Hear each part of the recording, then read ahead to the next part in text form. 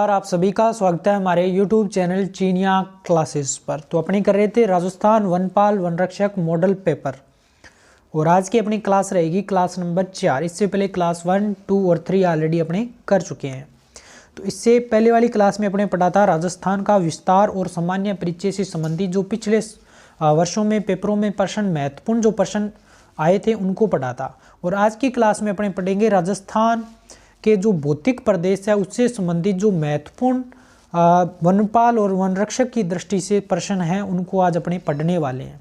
तो यदि आप वनपाल और वनरक्षक की तैयारी कर रहे हो तो बहुत ही उपयोगी क्लास है। अपने प्रत्येक टॉपिक वाइज क्लासें कर रहे हैं।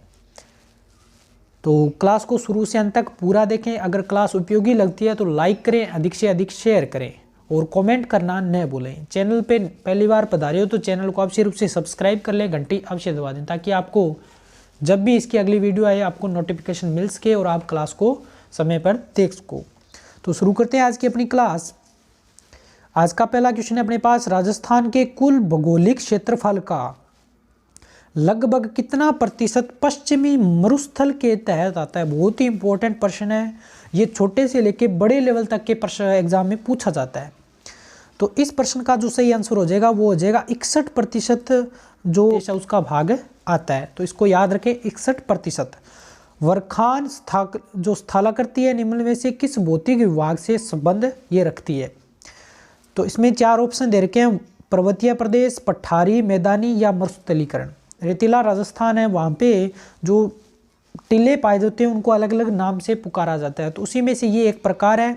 तो बरखान ये एक रेतीले टीले का प्रकार है और इसका संबंध किससे हो जाएगा, मरुस्थलीय प्रदेश। तो इसका सही आंसर मरुस्थलीय प्रदेश हो जाएगा। अगला प्रश्न दे रखा है, राजस्थान का पूर्वी मैदानी भाग राजस्थान के कुल भौगोलिक क्षेत्रफल का कितना प्रतिशत रखता है या धारित करता है। जैसे अपने पश्चिमी मरुस्थलीय प्रदेश पढ़ा था, इसके लिए 61%। तो इसी प्रकार पूर्वी मैदानी भाग की बात करें तो लगभग ये 23% भाग है इसका रखता है।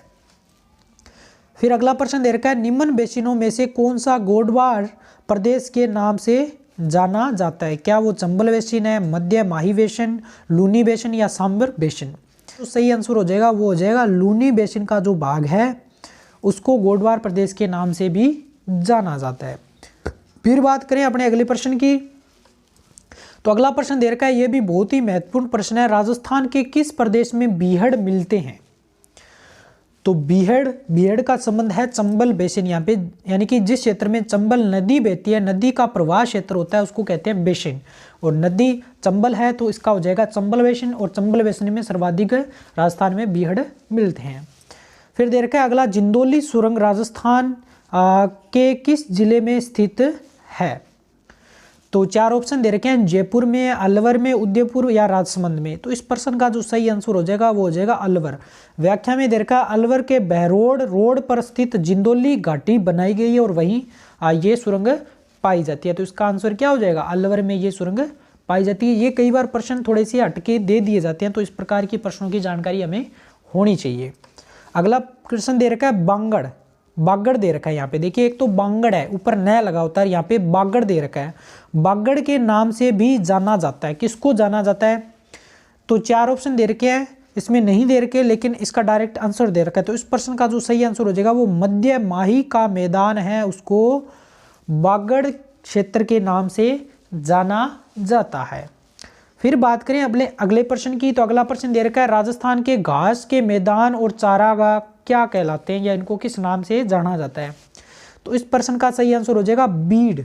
चारागाह क्षेत्र या घास के मैदान, इनको बीड नाम से जाना जाता है। बीकानेर, जोधपुर, सीकर, झुंझुनू, चूरू में पाए जाने वाले घास के मैदानों को स्थानीय भाषा में बीड कहा जाता है।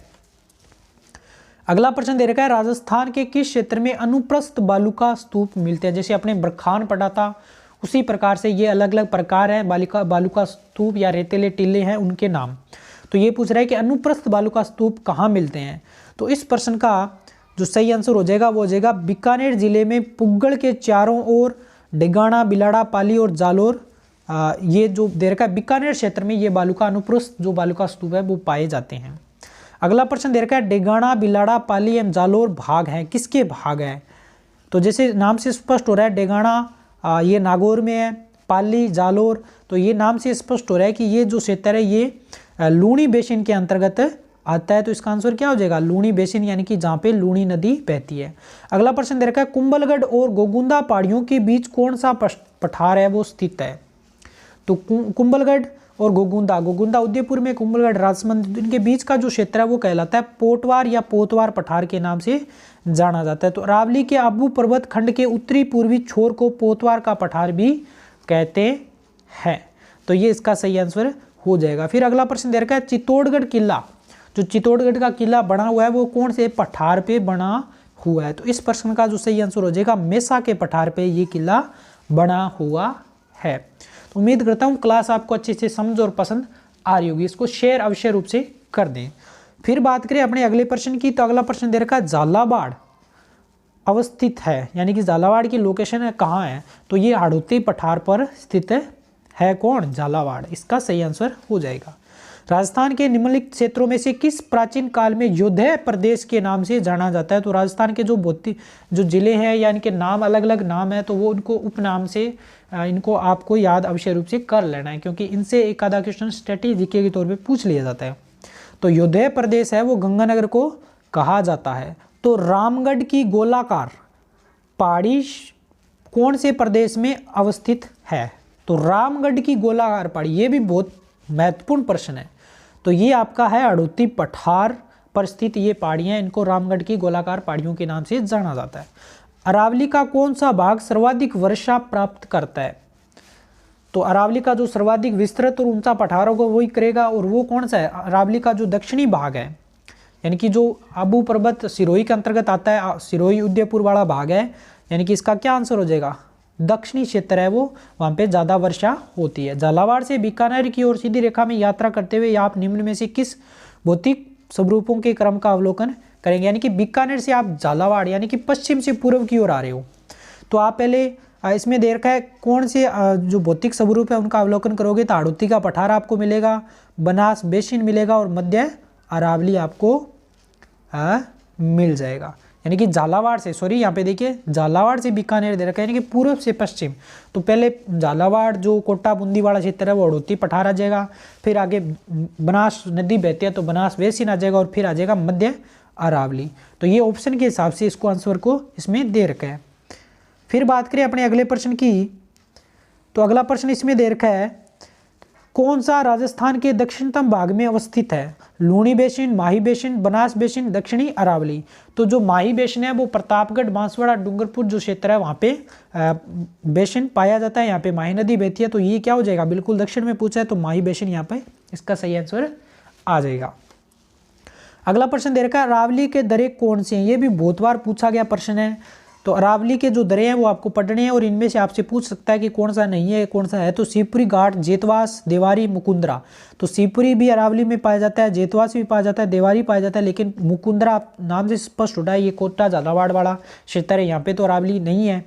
तो इसका मतलब क्या हुआ, ये जो दर्रा है वो अरावली क्षेत्र में नहीं पाया जाता है। बाकी जो शिवपुरी, जेतवास, देवारी ये अरावली क्षेत्र में पाए जाने वाले दर्रे हैं। फिर बात करें अगले प्रश्न और आज के अपने अंतिम प्रश्न, डांगलेड जो डांगलेड है या डांग क्षेत्र भी बोल देते हैं, किसका भाग है। तो इसका आंसर दे रखा है करौली, जो पठार, करौली के अंदर जो पठार पाया जाता है ये इसका भाग है। हर्ष पर्वत राजस्थान के किस क्षेत्र में पाया जाता है। तो हर्ष या जो जीण माता का मंदिर है वो कहाँ पे पाया जाता है, सिक्कर में। तो इसका आंसर क्या हो जाएगा, सिक्कर का जो पर्वत है वहाँ पे हर्ष पर्वत है। विंध्यन क्रम की अरावली पहाड़ियाँ राजस्थान के कौन से क्षेत्र में पाई जाती है। तो विंध्यन ये बिल्कुल मध्य प्रदेश वाला जो एरिया वहाँ पे ये पाई जाती है। तो ये बूंदी और सवाई माधोपुर क्षेत्र है, यहाँ पे ये विंध्यन क्रम की अरावली पहाड़ियाँ हैं वो पाई जाती है। राजस्थान में कौन सा जिला डांग की रानी। तो डांग की रानी हो जाएगा आपका सही आंसर करौली, और अगर पूछ रहे डांग का राजा तो डांग का राजा हो जाएगा धौलपुर। तो ये थे आज के प्रश्न और आज की क्लास। उम्मीद करता हूँ सब प्रश्न और इनकी जो व्याख्या सहित अपने पढ़ रहे हैं आपको अच्छे से समझ और पसंद आया होगा। अगर वीडियो वास्तव में पसंद आई तो लाइक करें, अधिक से अधिक शेयर करें और कमेंट अवश्य करें क्लास कैसी लगी, ताकि हम इसी प्रकार की उपयोगी क्लासें आपके लिए समय समय पर लेते रहें। चैनल पर नए हो तो चैनल को सब्सक्राइब कर लें, घंटी अवश्य दबा दें, ताकि आपको इसी प्रकार की उपयोगी वीडियो समय समय पर मिलती रहे। तो मिलेंगे अब नई वीडियो में नई जानकारी के साथ, तब तक